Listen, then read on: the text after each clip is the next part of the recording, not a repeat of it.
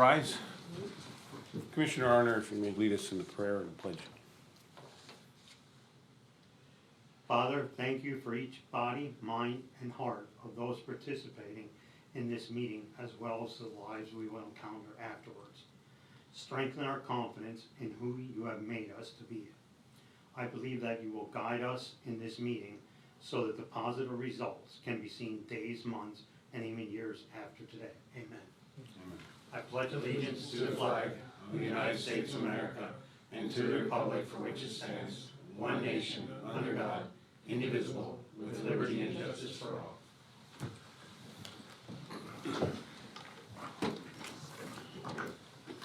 These proceedings are being recorded for the sole purpose of preparing accurate written minutes. Recordings are overwritten following approval of the minutes, eliminating all unofficial records of these proceedings. Your first item is the approval of the minutes of the previous meeting held November 7th of 2024. Motion approved. Second? Mr. Honor? Yes. Mr. Notstein? Yes. Mr. Sifranco? Yes. Are there any guests here concerning county business? I would just like to make one remark before we go on to department reports. It will be noted that there was a notice published at the beginning of the year, and there will be, even though there will be an election board meeting immediately following the commissioners' meeting, as was published earlier in the year. The report of executive sessions held? There were none? The department reports. The budget transfers. Motion approved. Second? Mr. Honor? Yes. Mr. Notstein? Yes. Mr. Sifranco? Yes. There are no supplemental appropriations.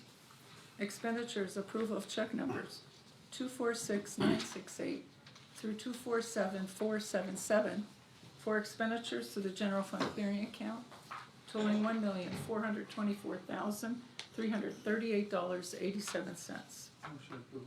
Second? Mr. Honor? Yes. Mr. Notstein? Yes. Mr. Sifranco? Yes. The treasurer's report. Motion approved. I'll Okay. Mr. Honor? Yes. Mr. Notstein? Yes. Mr. Sifranco? Yes. The personnel report for county departments. Motion to approve. Second.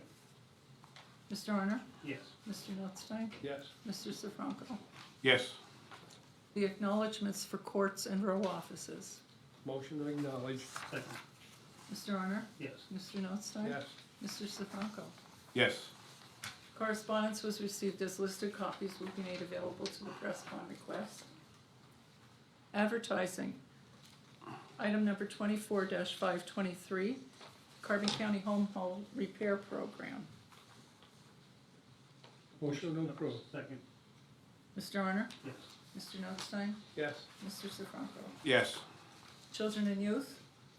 Item number 24-524, a budget amendment. Motion to ratify. Second? Mr. Honor? Yes. Mr. Notstein? Yes. Mr. Sifranco? Yes. The Coroner. Item number 24-525, an agreement as listed. Motion to approve and execute. Second? Mr. Honor? Yes. Mr. Notstein? Yes. Mr. Sifranco? Yes. The Correctional Facility. Item number 24-526, Train. This is one of 3 proposals for repairs. Motion approved. Second. Second? Mr. Honor? Yes. Mr. Notstein? Yes. Mr. Sifranco? Yes. Item number 24-527, the second train proposal. Motion to approve. Second. Mr. Honor? Yes. Mr. Notstein? Yes. Mr. Sifranco? Yes. Item number 24-528, the third train proposal. Second. Okay, Now wait a minute. Now wait a minute. Who's making the motion? We'll give the motion to Rocky, second by Wayne. Okay. Okay. Mr. Honor? Yes. Mr. Notstein? Mr. Sifranco? Yes. Opioid settlement funds, number 24-529, grants as listed. Motion approved. Second? Mr. Honor? Yes. Mr. Notstein? Yes. Mr. Sifranco? Yes. Union agreement, item number 24530, the National Correctional Employees Union. Motion to approve next week. Second.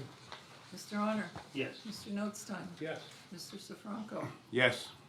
The Solicitor's report. Thank you. Just one item under Agency on Aging, item 24-531, for approval and execution of an agreement for the use of the Franklin Township Volunteer Fire Company. Motion approved. Second. Mr. Honor? Yes. Mr. Notstein? Yes. Mr. Sifranco? Yes. Nothing further for the Solicitor's report. Any further business? Hearing none. Commissioners' reports. Mr. Honor? None at this time. Mr. Notstein? Yes, just a reminder, the burn ban still is in effect. Several large fires in surrounding states as well, so just a friendly reminder. I still hear the scanner all the time where people are burning and the fire departments are getting called out.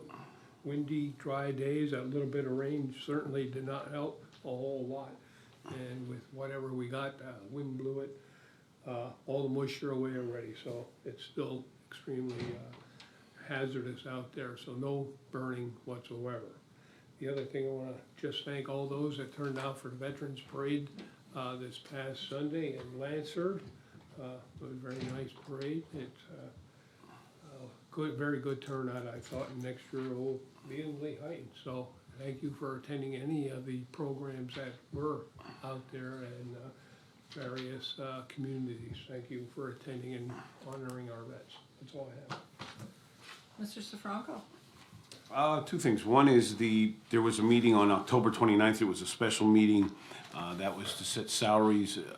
That went into recess. We will reconvene that meeting on Tuesday, this coming Tuesday, November 19th at 6 p.m. in Conference Room 1, which is right here. That'll be this coming Tuesday, I think, is the 19th. Am I correct? Okay. And the other one, I'd just like to tell Lansford's and the Veterans Affairs, job well done. It was a very, very nice parade. They did a very good job. The rest of my comments I'll hold till we have our election board. Other than that, that's all we have. Anything else? Meeting adjourned. Jen?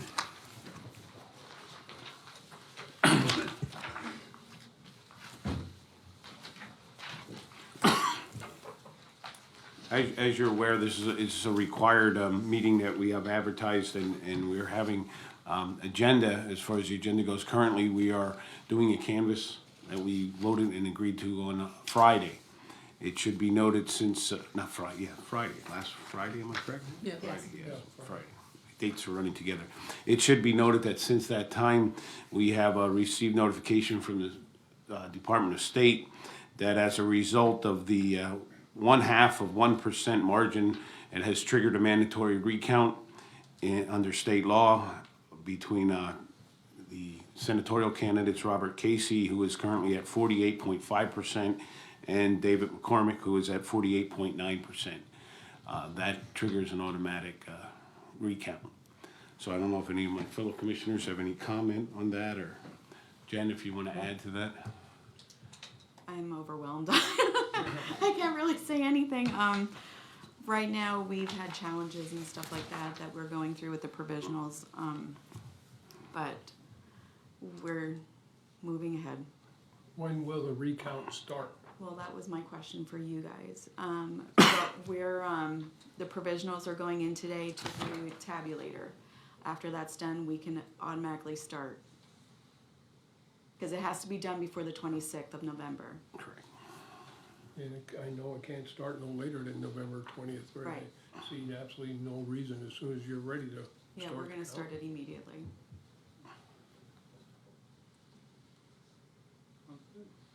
It should be noted, I think one thing that you may want to note, this is the 8th time that there's been an automatic recount.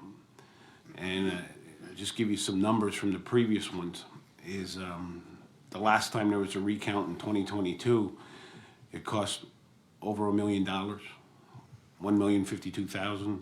2021, there was a recount, cost $1 million, and 2011 was $500,000.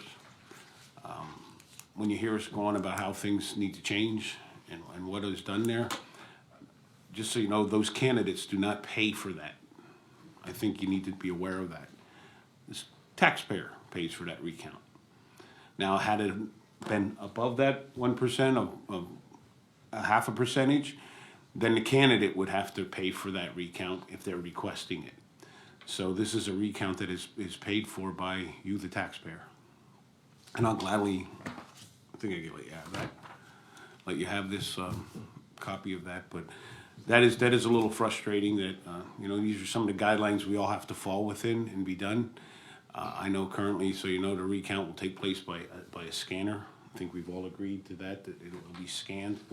And no major issues with that, or changes, and obviously we'll go to the next level. The point here to be made is a lot of this, I'm sure, is going to be challenged in court. And we're just going to have to wait to see where the rulings come out and let us know where we stand in Carbon County. As far as, I know there was a big question in reference to mail-ins. Jen, of all the mail-in ballots, we had how many that we never... It was 1,028 that never came back, but we had 388 provisionals. So that would be like 700 that we didn't receive. Now, does that 700 mean that those people never voted? Does that 700 mean that it's out in the mail? Does that 700 people... And that's not telling you what the surrender ones were. Like they surrendered and actually signed. When we go through the poll books, we'll find out more information, but we're not doing the poll books until after we get this recount done and finished.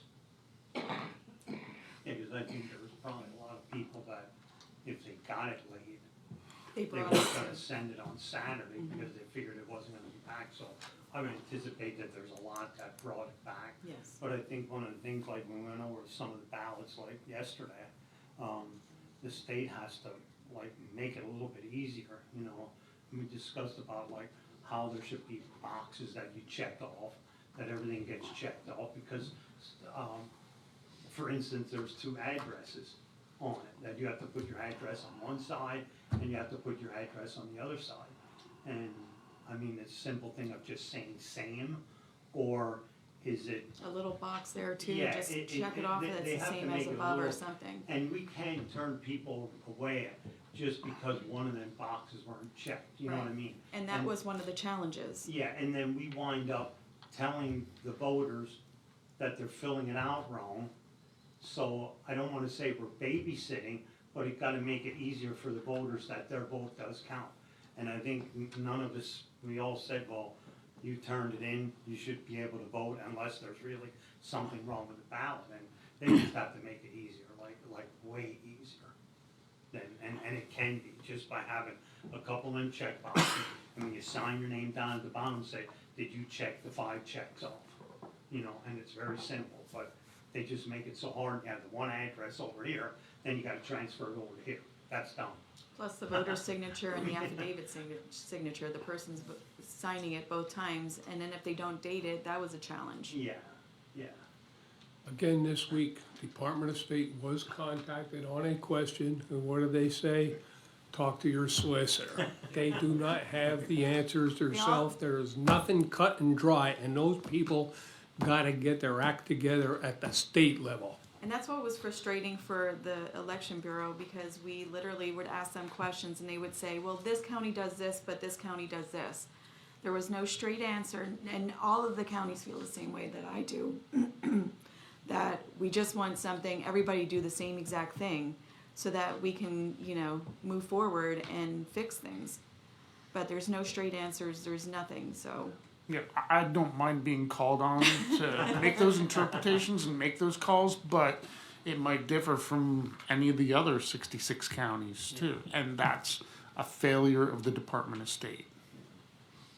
I think in my short time here, the first election through this, I think the biggest thing that I have seen is the state seems to have found more ways to reject the ballot than more ways to accept the ballot. But yet, as they're finding ways to reject it, they're telling everybody to get out and vote. You need to get that together. There has to be, we want you to vote, here's how you vote, and this is how we can accept your ballot. Instead, it's get out and vote, But if you don't do this, it's not counted. And oh, by the way, we're not gonna make that decision, we leave every county make their own decision. So unfortunately, some decisions that get made here in Carbon County by the board are not the same decision that's made in Philadelphia. And that's where all these challenges comes in. And That's where my fear is. We make a decision here, what we see is the best solution, and then they turn around, is it gonna come back and haunt us? Well, why didn't you count this vote? We believe they have the right to vote, but according to their laws and their rules, you know, we try to follow it the best we can, but until they get their act together, we're getting nowhere. It better be cleared up by the spring primary. I hope so. so with That's that, a threat to the legislators? Yes, it is. so with that being said, I don't know if we have anything further under election board. Like I said, we still will remain in doing the recount and the canvassing and those numbers. We will hit the dates that are given to us by the state, and we'll wait for some guidance forward. And I would like to thank Bob, because as Amy did a great job in TV 13 on covering us on election night, and Jen did an outstanding job of keeping everybody running ahead as we ran way into the night. It should be noted that while Bob, our solicitor, is required to be there, he stayed well beyond and provided some advice that really got us through the night. I mean, as I was sitting down there, it was very much helpful. And I don't think, you know, we thank Larry, we thank Jen, we thank all the employees down there, but Bob was the guy that gave us the legal advice as we navigated through this election. So I want to publicly thank Bob Well, for that. we'll see if that advice holds up. He did tell me that I might need a personal attorney rather than. No, I'm just kidding. We'll have a discussion. So, with that, anything further? Election board adjourned. Give Jen. I gave Somebody her. give her a copy. So we'll officially start today or tomorrow? Yes, Today? tomorrow. I'm gonna say tomorrow first to be safe. All right. Good. Thank you. Thank you, Jen. Yep. Yeah, you might have some questions, Jen. Oh, should I Don't go wait? too far. for a minute. Okay. Yeah. I'm leaving. Okay, we'll start with Amy. Okay, my question, first of all, is, I'm gonna try to get you out of here quickly for you. With the mail-ins, when you guys were talking about that, how many did Carbon have that had issues in, that you were saying? That The didn't have all ones things?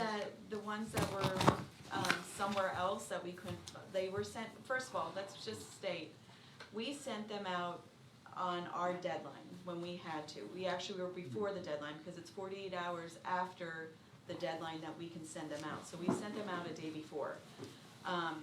They went to a vendor in New York because it was an overabundance of, there was no way that 3 people in our office could get 800 of them out. So we sent them to our vendor in New York. New York then proceeded to fill the envelopes and send them out with the ballots.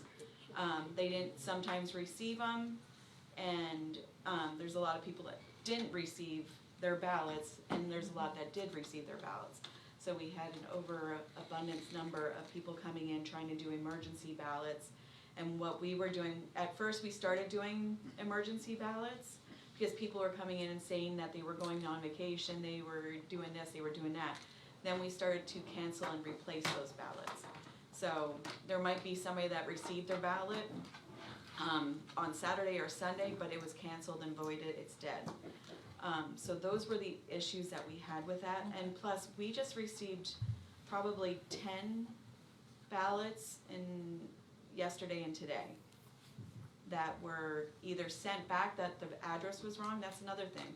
If you don't put a forwarding address on your application, it's going to get sent to your house, and if you're not there, it comes back to us. When we call you, we had other issues where people were calling and saying, you know, why didn't I get this app, or why didn't we get our ballot? And we called them. So every time a ballot came back in, we literally called that person. If you didn't call us back, that's not on us, that's on you. So that was one of those, that was another issue. We had so many issues with just, I understand it was very tense race for everybody, and everybody wanted to vote, but it was more of being responsible as far as like doing what you had to get it in. Like, don't wait till the 28th to send in your application and expect a ballot 2 days later. It's not happening. So those were the issues that we had. So, and it was pretty much like 1,000 ballot. Now, the beginning of the application process, in like the 1st of October, our first batch that went out, I don't know where they went. I have no clue, and they never came back to us. They never went to that person. So I don't know, like it wasn't all the whole batch. It was just certain, I don't know. They were in, like I was looking them up online. They were still in Lehigh Valley. They never processed it. And there were other cases too where people, they had so much stuff from all the parties that they just threw their ballots away. Because they just thought it was something that was just a mail, you know. But that was the issue that we had. Okay. And it was very time consuming for us. It was, and we understand it was frustrating for everybody, but we were trying our best to get everybody a ballot at that time. Okay. And the ballots from other counties that came into Carbon, I know there was only minimal, but there was one of 7 counties that happened to. Whatever, did the state ever give you guys an answer on what No. you do with those? They told us to send them, just put them back in the mail. And I have to give Dana from Jim Thorpe, the postmaster, she literally had people running them to wherever they needed to go. Okay, so those ballots are back where they need to be. Well, I can't guarantee it. From what you were, yeah. I can't guarantee it, but I can tell you But that I gave them back to her Okay. wherever, like, I don't know what happened after they left my hands. Okay. That's all I have with the election. I was gonna say, since I know you want to get back, Rachel. Yeah. Okay, thank you very much. Thank you. Okay, back to you guys now. Okay, with regards to this union contract, I thought all of the unions already had been settled. What And this is the last one. If they were settled, and we just ratified Yeah, we every, just- yeah. It was tentative, Okay, okay. When the other agreement was on the agenda, at that point, there was a tentative agreement with the NICU, okay, okay? okay. But this one is it. That's it. It's done. They were done, but it was just catch up with paperwork. Okay, perfect, thank you, I just wanted to make sure on that. And with regards to the opioid settlement funds grants, can we talk a little bit about that? I see that there's 4 on here. How is that? Okay. Is that the only 4 that? No, I just wanna give a little bit of an update where we're at. With totaling what is today and what we spend already, what is in the pipeline to go up till the end of the year, we're probably going to be up to $941,000, $118, $941,118. And that would include all the programs that were approved. I mean, the drug treatment, would be also, and that's not a whole lot, but the MAC program, that we'll be paying, that's $175,000 alone.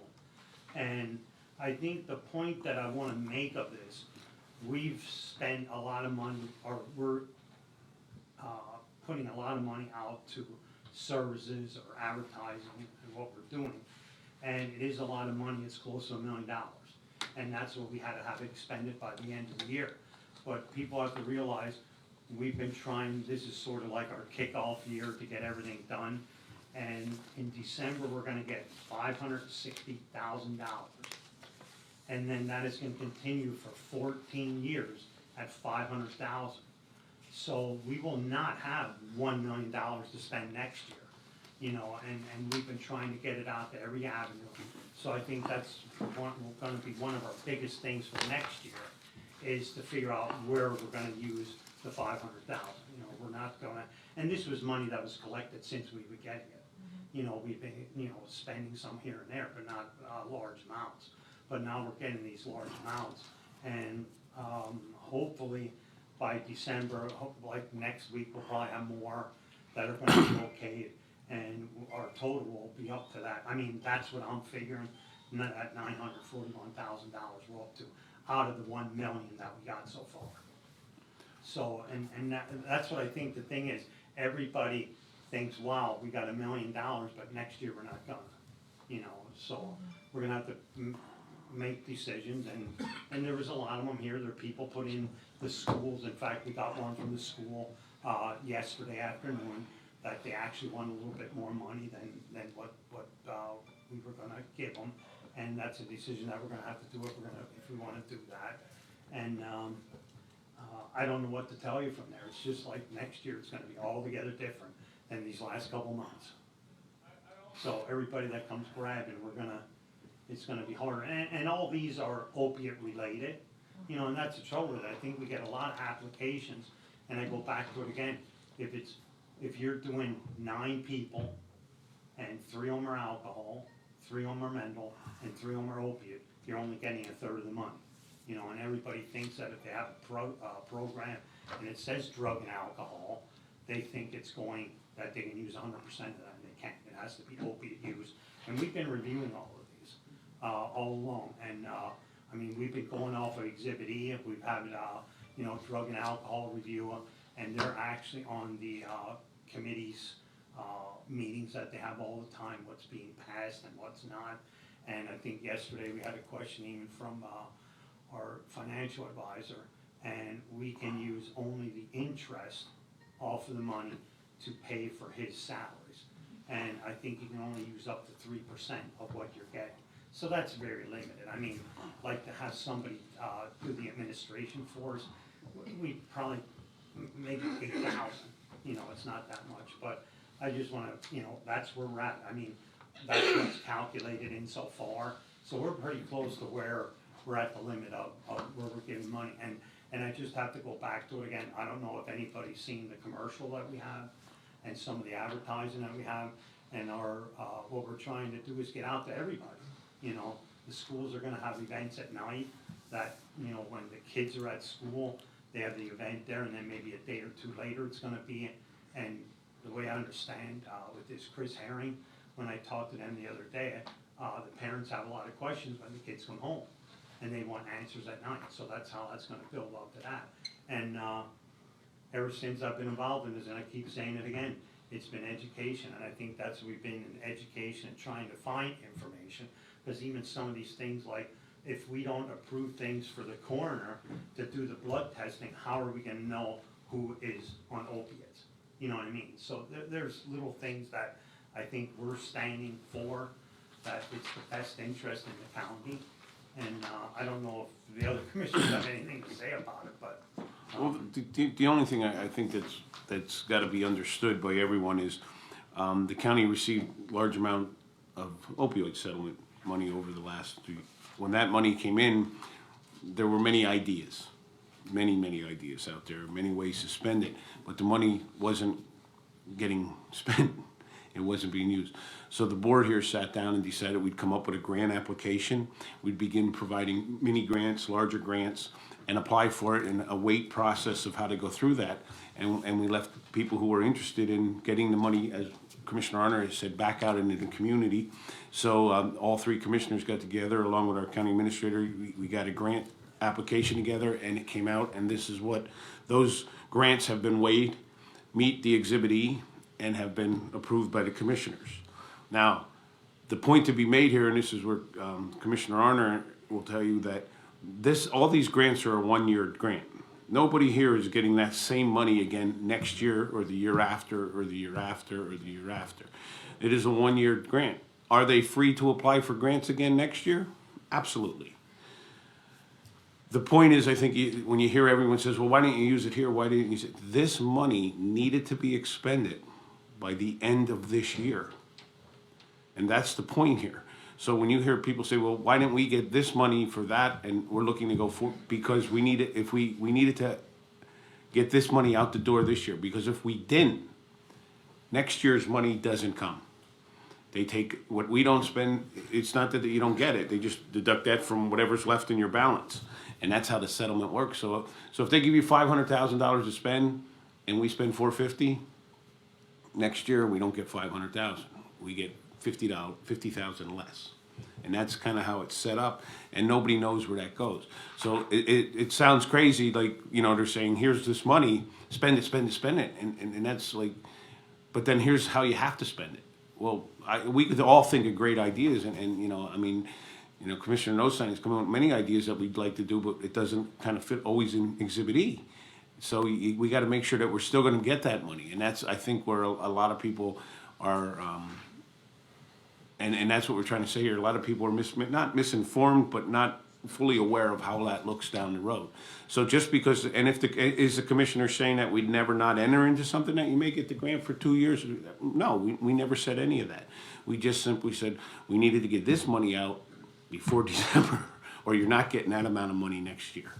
And that's kind of where we stood. So this is a step in the right direction. It moves the county forward into getting a process as to how to spend that money. But it doesn't guarantee anybody that that's the same amount of money you're getting next year. And that is a point, because I think as time goes on, 3 years, 4 years, 5 years from now, needs are gonna change. And the three commissioners' concerns is to get opioid money out into the community where it is desperately needed, because the communities have really suffered. And those who have been affected about it, that's what that settlement was about. And we need to figure out ways that we can get it to them. And I think we've been pretty cautious on what we've been trying to spend it on, because we're looking at what other counties have done that have been approved. And we do actually contact the trust on if we have a little bit of a question on if it's approved or not, then we sort of ask before we even go forward with those things. So I don't know if all the other counties, some of the other counties are just expending the money, and we're looking that we don't get recalled on things that, I mean, we could put $1 million out, and next thing, we could lose all this money and have to pay money back. But I think we're pretty fiscally responsible, you would say, with this money here that we're always asking Bob, and we're always asking, people that we know on the trust, and like I said, so I think, the things that we're spending money on is something that it is allowed. I wanna see results. Yeah. We do these programs, they say they're gonna do education in the schools or certain programs, I wanna see the numbers, how many people we were reaching out to. And I think in the long term, it's gonna take years, but I wanna see a reduction in those numbers of users. So I think we need to, hold these people receiving these funds, what it was used for, how many people we reached out to, and what kind of results we're getting, or feedback we're getting, and trying to reduce the number of overdoses and deaths. I wanna see results. It may take a few years to see the big picture as far as reduced deaths, use. I wanna see a reduction in the court system because of the use.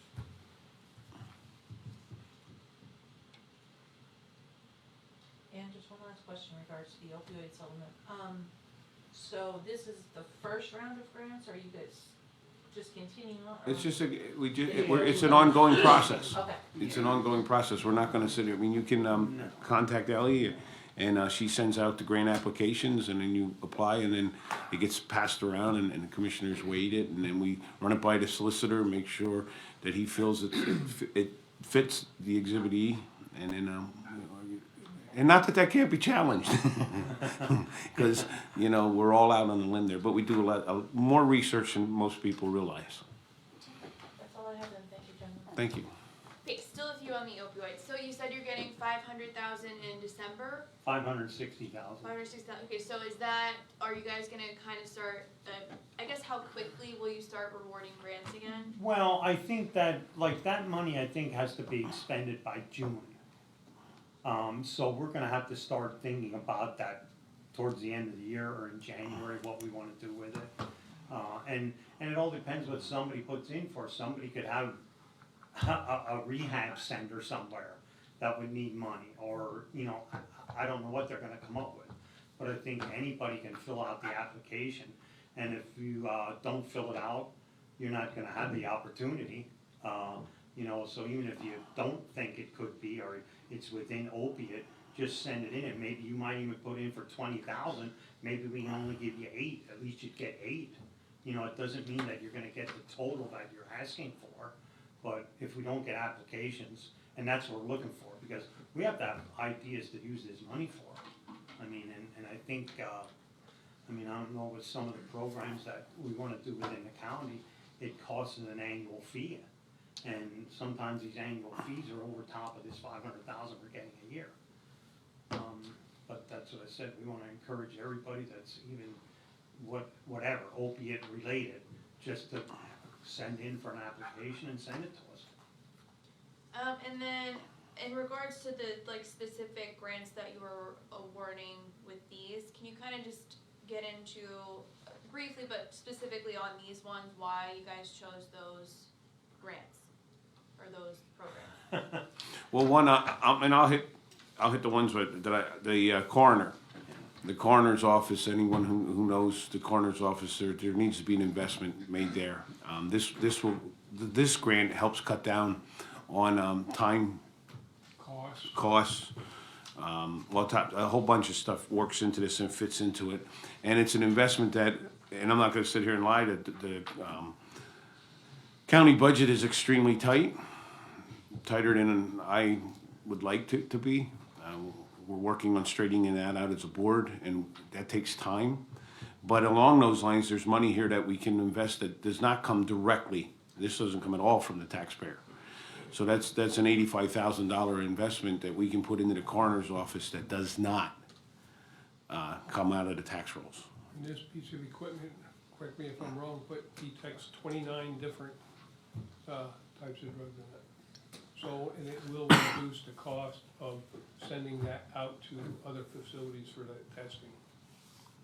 The Sync Recovery, anybody knows anything about them, they do a lot of outreach. Enormous, they're a very good, very great group. They wrote an awesome, they've been out there. I know they've had stuff up at the number 9 coal mine. They've reached out all over the community. So, I mean, that was kind of like, that's a, you know, they supply some services that we really need. And the key to that one for me was those Sync services were different services than that of what our drug and alcohol provided. So the key to that one for me was that there wasn't a duplication of services.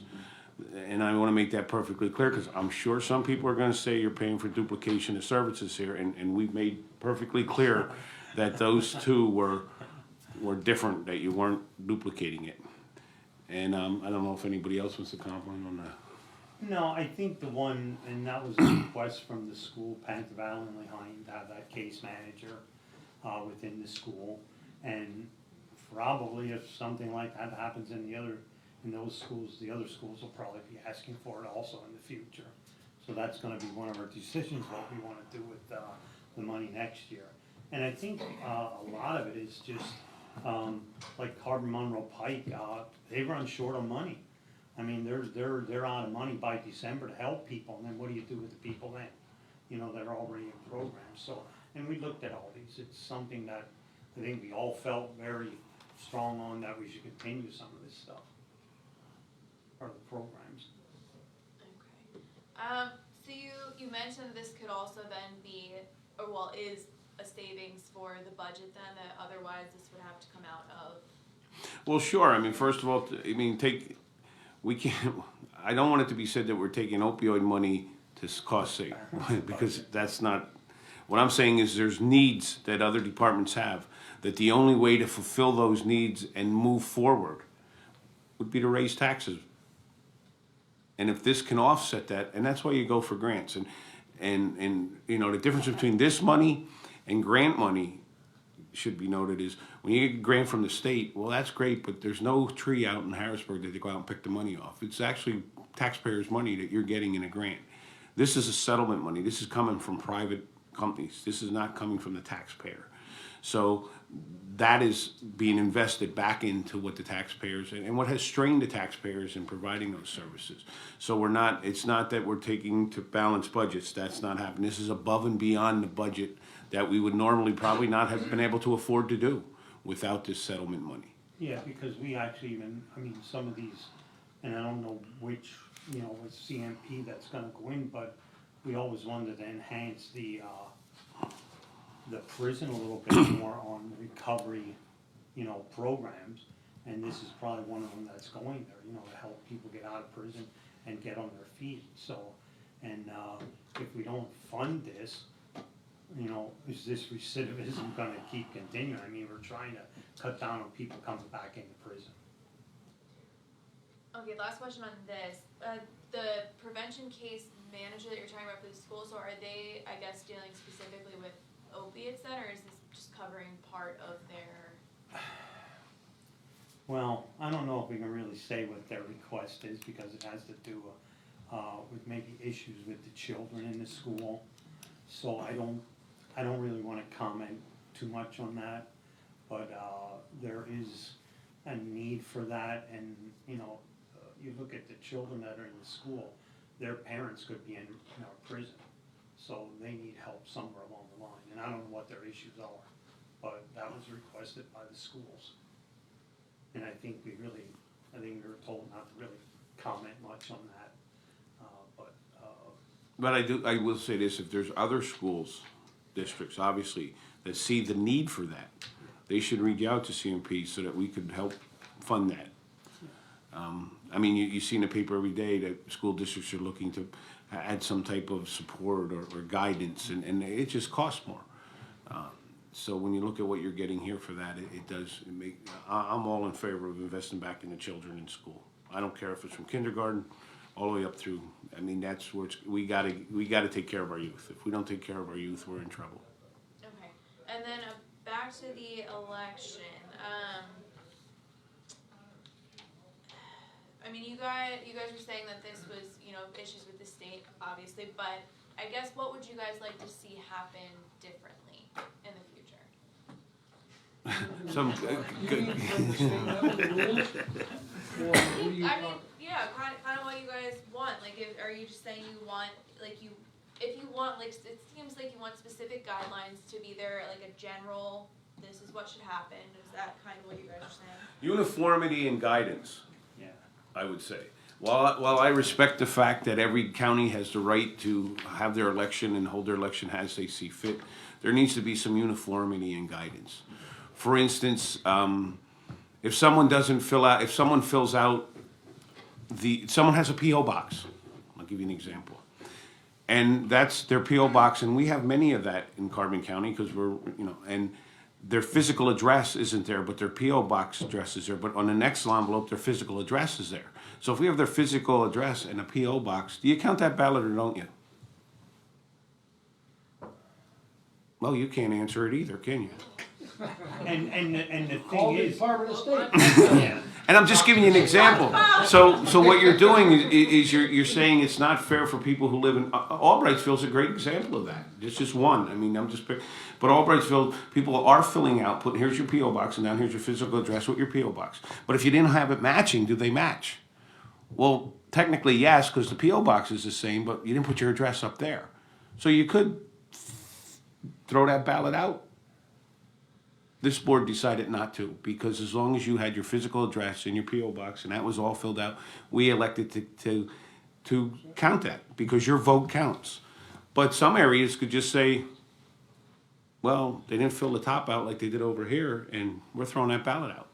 A person from out of county can have a post office box, so how do we know where that person's from? Unless they have a physical address. yeah, and if the address is in it and it had a P.O. box on it, I think that was one of the ones, because it did have a P.O. box, but it had the address. But you look at like Temansi Trails, none of them people have a mailbox. They have to go to a post office, they have a physical address, so they're allowed to vote. Now, the ones that just have P.O. box on it, that doesn't really mean they're a citizen of Carbon County or even Pennsylvania. So I think that was one of the ones contested yesterday, but it's really not contested because, look at us, what is our address? 2 Hazard Square, P.O. Box, what, 129 or what? So we have a P.O. and an address, and we're here, I think we are, aren't we? Almost positive we are. But that's where they should look into it, and I think they should hear more of what the local election office is asking for, because these are the questions or the answers that we have.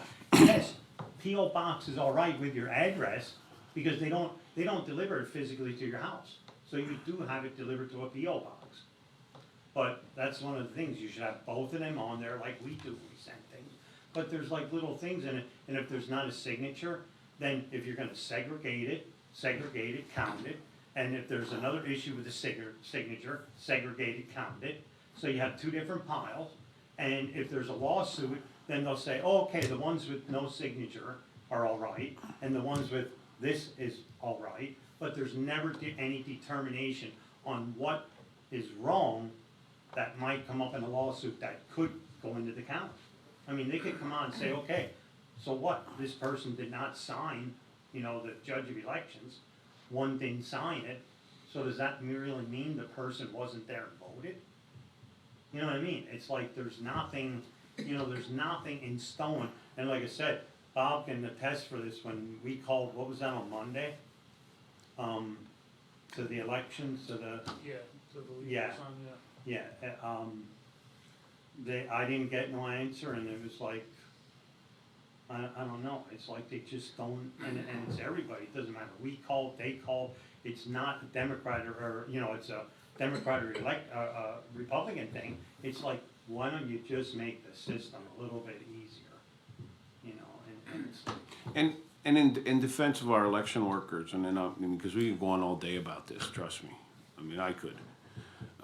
But in defense of our election workers, I mean, I just want you to think about this for a minute, how a day goes. You walk in to vote in person, and first of all, when you're voting, you can vote in person on a ballot, you can have a mail-in ballot, you can have an absentee ballot, you can have a provisional ballot, you can have an emergency ballot, and you can have military ballots. There are all different ways, and each one of those ballots has a different way of how it's handled. It's not just one ballot, and each one has specific guidelines, and that's very, very hard. But you go in person and vote, you come in, they take a book, they turn the book around, they tell you to sign the book, you sign the book, they hand you the marker and your ballot. You go over, you fill out your ballot, when you're done, you give them the marker back, you go over, you cast your vote. Does anybody look to see that you filled out all the squares? No, because it's your ballot. That's why there's secrecy. Does anybody look to make sure that you didn't fill out more than one square or circle? Does anybody look to make sure that you filled them all in completely? No, because that's your responsibility as a voter. Now let's do the provisional ballot. You come in, they give you, get your provisional ballot, and after you're done voting, you have to take that ballot, fold it in half, put it in an envelope, a secrecy envelope, put that envelope inside another envelope. Then you fill out all the information on the back and you hand it into the election worker. Is it the elections worker's responsibility to make sure all that's correct?